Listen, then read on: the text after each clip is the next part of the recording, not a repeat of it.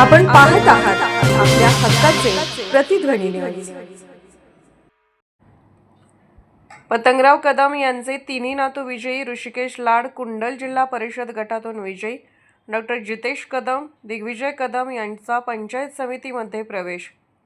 सांगली जिल्ह्यातील स्थानिक स्वराज्य संस्थांच्या निवडणुकीमध्ये काँग्रेसचे माजी मंत्री स्वर्गीय पतंगराव कदम व माजी आमदार मोहनराव कदम यांचे तिन्ही नातू अटीतटीच्या लढतीत विजयी झाले। पलूस कडेगाव तालुक्यात काँग्रेसचे आमदार विश्वजित कदम यांचे वर्चस्व राहिले आहे। स्थानिक स्वराज्य संस्थांच्या निवडणुकीत कदम कुटुंबियातील तिसऱ्या पिढीचा राजकीय क्षितिजावर उदय झाला आहे।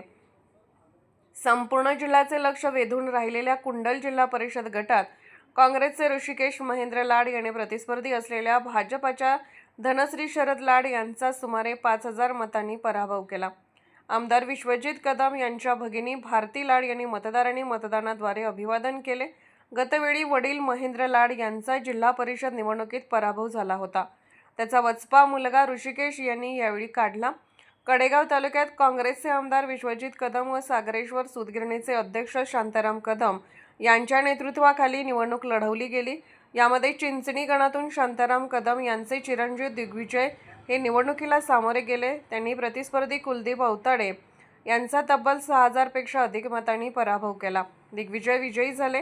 देशमुखांच्या बालेकिल्लामध्ये कदमांचा विजय। कडेपूर जिल्हा परिषद गटात मध्ये भाजपचे संग्राम देशमुख, पृथ्वीराज देशमुख यांचे वर्चस्व होते।